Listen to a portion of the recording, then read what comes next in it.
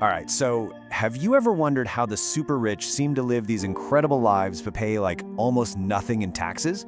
I'm not talking about some shady offshore account stuff. No, this is a completely legal strategy that's been hiding in plain sight for, get this, over 100 years. Let's get into it. I mean, it's the question that drives so many of us crazy, right? Especially when you're filing your own taxes. You see billionaires paying a lower tax rate than almost anyone, and it just feels wrong. But the answer isn't some super complicated loophole. It turns out they're not even playing the same game as the rest of us. And the answer, believe it or not, is a simple 3-word strategy: buy, borrow, die. Sounds a little dramatic, I know, but it is a shockingly simple concept that completely flips the rules of the game. It allows wealth to just grow and be used for whatever you want without ever setting off a tax. And look, this isn't some conspiracy theory from the internet. A professor, Edward McCaffrey, actually coined this phrase way back in the 90s to describe what he was seeing. And for years, a lot of people in academia just kind of shrugged it off, said it was too simple. But then came 2021. A bombshell investigation from ProPublica got a hold of leaked IRS data, and boom, they proved McCaffrey was right the whole time. The data showed the super rich weren't just paying low tax rates, some were paying literally next to nothing. So how in the world does this actually work? Well, it really is just those 3 steps. Step 1, you buy assets that are going to grow in value over time. Step 2, you borrow against those assets to get all the cash you need to live your life completely tax-free. And step 3, the finale, you die. And when you do, a little-known rule makes the massive tax bill that should have been due just vanish. Poof. Gone forever. Okay, let's break down each of these steps one by one. All right, let's kick it off with step 1, buy. The whole strategy, the very foundation of it, starts with a completely different mindset about how you even build wealth. It's not about earning a paycheck. It's all about buying. So think about this for a second. For most of us, for you and me, wealth building follows the worker's path, right? You get a paycheck, the government takes its cut immediately, and then you try to save or invest whatever's left over. The investor's path? It's the complete opposite. They buy the assets first. They let that wealth grow and compound for years, completely untouched by taxes. And here's the absolute key: they never, ever sell. So what kind of assets are we talking about here? Well, think things like stocks in companies that don't pay out dividends, big real estate holdings, shares in private companies, even multi-million-dollar art collections. The crucial thing they all have in common is that their value just grows quietly in the background. See, as long as you don't sell, all those profits are just unrealized gains on paper, and the IRS literally cannot tax them. Your net worth can be exploding, but as far as the tax man is concerned, you haven't made a dime. Okay, so this leads to the obvious question, right? If you never sell anything, how do you pay for, well, anything? How do you buy a yacht or a mansion with on-paper wealth? This is where we get to step 2, borrow. And honestly, this part is both brilliant and kind of infuriating. The magic trick here is something called a securities-based loan. It's pretty simple. You go to a bank, you say, hey, see my $100 million stock portfolio? I'm not going to sell it, but I'll use it as collateral. And the bank says, great, here's a few million in cash. Now here is the absolute game changer. That cash isn't income, it's a loan, it's debt, and you don't pay income tax on debt.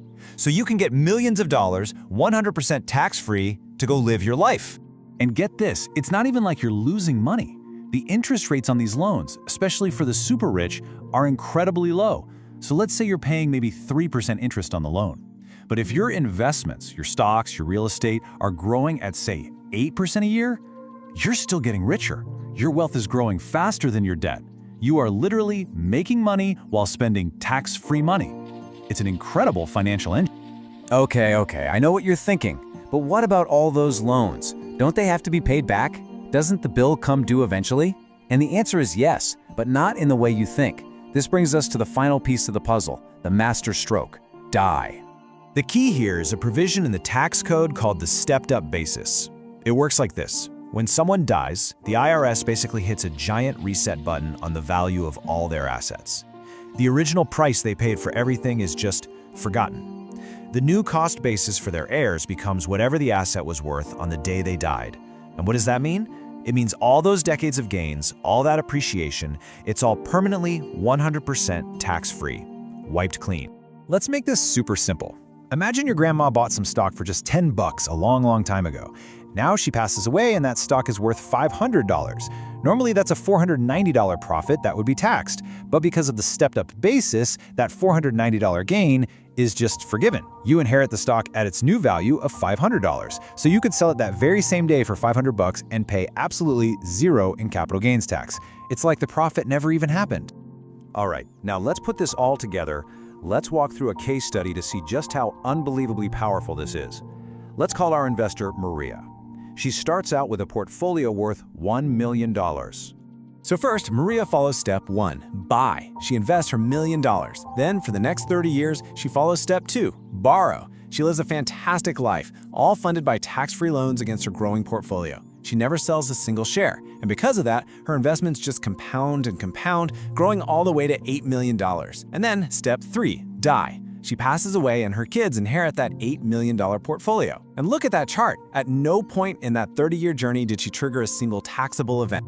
Just think about that number. Her wealth appreciated by $7 million. That's $7 million in pure profit that was never, not once, taxed. But here's the final incredible punchline. Her kids inherit that $8 million portfolio, and its cost basis gets stepped up to $8 million. So what do? They can immediately sell off, say, $1 million or $2 million of the assets to pay back all the loans Maria took out over her lifetime. And the tax they pay on that sale? A big fat zero. The rest, it's a multi-million-dollar inheritance passed on completely and totally tax-free. Okay, so we've seen how it works, but the bigger question is, so what? Why does this one strategy matter so much for the rest of us? Well, its impact on our economy and our whole society is actually pretty huge. For one thing, it's a major engine for exploding inequality. It allows massive, dynastic fortunes to be passed down from generation to generation without ever being meaningfully taxed. Second, it kind of makes a lot of our political debates about taxes feel, well, pointless. Politicians can argue all day about raising tax rates, but who cares what the rate is if the wealthiest people never have any taxable income to begin with? And finally, it can actually distort the market. If the richest investors have a huge incentive to never sell their assets, it can create scarcity and maybe even help inflate prices for everyone else trying to invest. When you boil it all down, it comes back to this one simple, powerful truth. This strategy works because our entire tax system is built to tax income, not wealth. And as long as the ultra-wealthy have figured out a way to live off their wealth without ever technically realizing it as income, they're playing a different game with a different set of rules. And that leaves us all with a pretty big question. How long can a system like that really hold up?